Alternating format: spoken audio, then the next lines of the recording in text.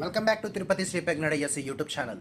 మన తిరుపతి శ్రీ పెగ్నడిఎస్సి యాప్లో HGT new mentorship బ్యాచ్కి సంబంధించి ఈరోజు సంబంధించిన షెడ్యూల్ అనేది అనౌన్స్ చేయడం జరిగింది. ఇందులో భాగంగా మీరు జియోగ్రఫీకి సంబంధించి ముఖ్యంగా మీరు చూసినట్టయితే పరిశ్రమలు అనే టాపిక్కి సంబంధించి దానికి కంటిన్యూషన్గా ఈరోజు మీరు చదువుకోవడం జరుగుతుంది.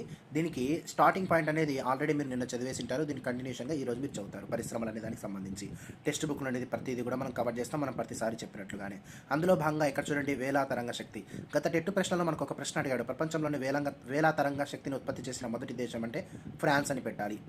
ఇంకా ముఖ్యంగా మనం చూసినట్టయితే ఆ విధంగా మనకు టెట్లో వచ్చిన ప్రశ్నలన్నీ కూడా మనం ప్రొవైడ్ చేయడంతో పాటు టెక్స్ట్ బుక్లో ఉండే ప్రతి అంశాన్ని కూడా మనం కవర్ చేయడంతో పాటు ఇంకా డెప్త్గా ఇన్ఫర్మేషన్ టెక్స్ట్ బుక్లో లేనివి కూడా మనం ఇవ్వడం జరిగింది. జీకే అండ్ కరెంట్ అఫైర్స్లో మనకు కవర్ అవుతాయనే ఉద్దేశంతో.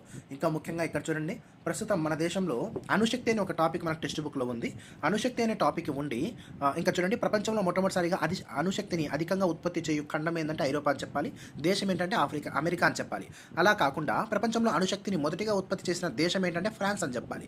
దీన్ని బేస్ చేసుకొని మనకు ప్రశ్న ఎలా అడుగుతాడు జీకే కరెంట్ అఫైర్స్లో, ప్రస్తుతం మన దేశంలో ఎన్ని అణుశక్తి కేంద్రాలు, విద్యుత్ ఉత్పత్తి కేంద్రాలు అని చెప్పి ప్రశ్న అడిగితే మనకు సరైన సమాధానం చెప్పాలంటే మనకు ఈ టాపిక్కి లింక్ ఉండే ఆ యొక్క జీకే కరెంట్ అఫైర్స్ చదువుకోవాలి. అలాంటివన్నీ కూడా మీకు పొందుపరి చేసాం. దీనికి సమాధానం 7.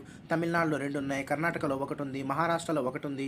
దాన్ని తారాపూర్ అంటారు. అదే భారతదేశంలో మొదటి అణు విద్యుత్ కేంద్రం. ఇది గత డిఎస్సిలో వచ్చినటువంటి ముఖ్యమైన జీకే క్వశ్చన్ అని చెప్పొచ్చు.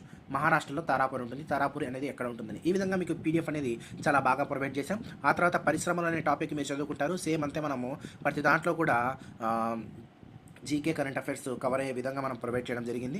దాని తర్వాత ముఖ్యంగా మీరు గమనించినట్టయితే 9th క్లాస్ లింక్డ్ అప్ నీటిపారుదల నదీ వ్యవస్థ అనేది మీరు తర్వాతి సెషన్లో మీరు చదువుకోవడం అనేది జరుగుతుంది. ఇంకా ముఖ్యంగా న్యూ మెంటర్షిప్ బ్యాచ్ అనేది ఎలా ఉంటుందంటే ప్రతిరోజు కూడా సిలబస్ అనౌన్స్ చేస్తాం. ఆ సిలబస్ ప్రకారం 50 మార్కులు డైలీ టెస్ట్ అనేది కండక్ట్ చేస్తాం. దీనికి లింక్డ్ అప్ 150 మార్కులకు వీక్లీ గ్రాండ్ టెస్ట్ అనేది అప్లికేషన్ ఓరియంటెడ్లో డిఎస్సి ప్యాటర్న్లో మనం అనేది కండక్ట్ చేసి మార్క్స్ మరియు ర్యాంక్స్ అనేది ప్రొవైడ్ చేయడం జరుగుతుంది. వీటిలో మీకు ఏమైనా కూడా అర్థం కాకపోయినా సరే సింపుల్గా మీరు ఆ యొక్క వీడియో క్లాస్లోకి వెళ్ళి దీనికి సంబంధించిన ఇన్ఫర్మేషన్ అనేది ఈజీగా చూసేసుకొని దీనికి సంబంధించి మీరు సింపుల్గా ప్రిపేర్ అయిపోయి ఎగ్జామ్ అనేది రాయడం అనేది జరుగుతుంది. సకాలంలో సిలబస్ అనేది పూర్తి చేయడానికి స్పెషల్గా డిజైన్ చేసిన బ్యాచే ఈ యొక్క హెచ్జిటి న్యూ మెంటర్షిప్ బ్యాచ్ అనొచ్చు. దీన్ని డిఎస్సి రాసే మీ మిత్రులందరికీ కూడా ఇప్పుడే షేర్ చేయండి.